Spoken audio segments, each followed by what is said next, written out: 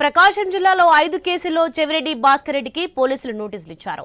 ఎన్నికల సమయంలో నమోదైన కేసుల్లో ఈ రోజు ఒంగోలు వైసీపీ కార్యాలయంలో చెవిరెడ్డికి ఎర్రగొండపాలెం, దోర్నాల, పెద్దవీరపాడు పోలీసులు నోటీసులు అందజేశారు. తనపై పోలీసులు ఎన్ని కేసులు పెట్టినా భయపడేది లేదని చెవిరెడ్డి అన్నారు. వైసీపీ ఉద్యమాల నుంచి పుట్టిన పార్టీ అని, తమ నాయకుడు జగన్మోహన్ రెడ్డి పోరాటాలతో ఎదిగిన నాయకుడని అన్నారు. కూటమి ప్రభుత్వం వైసీపీ కార్యకర్తల నాయకులపై ఎన్ని కేసులు పెట్టినా వాటన్నిటిపై న్యాయ పోరాటం చేస్తామన్నారు చెవిరెడ్డి భాస్కర్ రెడ్డి.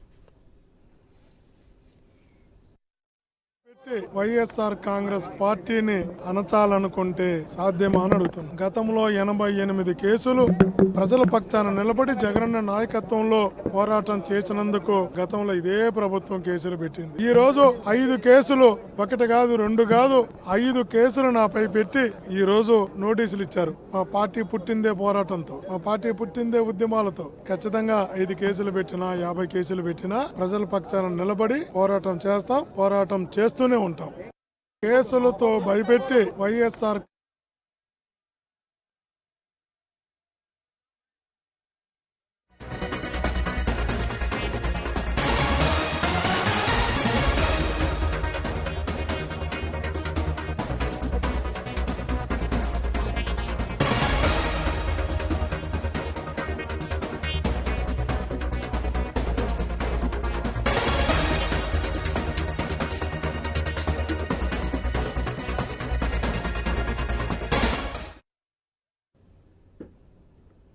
మధ్యంతర బెయిల్ గడువు ముగిసిపోవడంతో రాజమండ్రి జైల్లో బోరుగడ్డ అనిల్ లొంగిపోయాడు.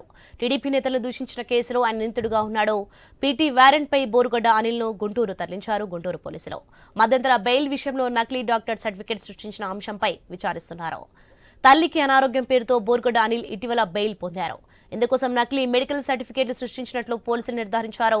నకిలీ పత్రాలతో ఈ నెల 1న బోరుగడ్డ మధ్యంతర బెయిల్ పొడిగించుకున్నారు. నకిలీ వైద్య ధృవపత్రంతో బురిడి కొట్టించిన రౌడీ షీటర్ బోరుగడ్డ అనిల్కు ఏపీ హైకోర్టు షాకిచ్చింది. తల్లి అనారోగ్యాన్ని సాకుగా చూపుతూ గతంలో పొందిన మధ్యంతర బెయిల్ను పొడిగించుకునేందుకు అనిల్ చేసిన ప్రయత్నానికి చెక్ పెట్టింది. మధ్యంతర బెయిల్ను పొడిగించే ప్రసక్తే లేదని, గతంలో ఇచ్చిన ఉత్తర్వుల మేరకు లొంగిపోవాల్సిందేనని తేల్చి చెప్పింది. కోర్టు తీర్పు మేరకు బోరుగడ్డ అనిల్ రాజమండ్రి సెంట్రల్ జైల్లో లొంగిపోయాడు.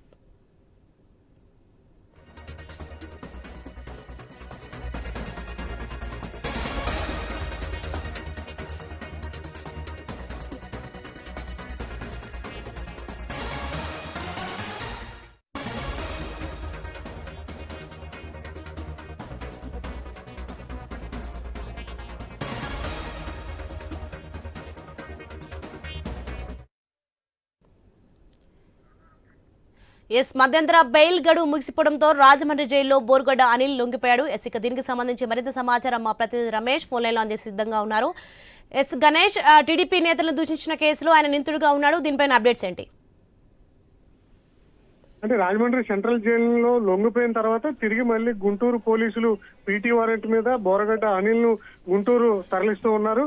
ఎందుకంటే మధ్యంతర బెయిల్ పొందినటువంటి అంశంలో కోర్టులో సబ్మిట్ చేసినటువంటి బోరుగడ్డ అనిల్ ఏవైతే డాక్టర్ సర్టిఫికేట్ సబ్మిట్ చేశారో అందుని ఫోర్జరీ చేశారనేది ప్రధానంగా ఆరోపణలు వస్తున్నాయి. గుంటూరు లలిత హాస్పిటల్ డాక్టర్ శర్మ సంతకాన్ని ఈ డాక్టర్ సర్టిఫికేట్ లో మెన్షన్ చేయడంతో డాక్టర్ కూడా ఈ సంతకం నాది కాదు అని చెప్పడంతో దీని మీద ప్రస్తుతం పోలీసులు ఫోర్జరీ కేసు నమోదు చేసి బోరగడ్డ అనిల్ ను పీటీ వారెంట్ మీద గుంటూరు తరలిస్తున్నారు.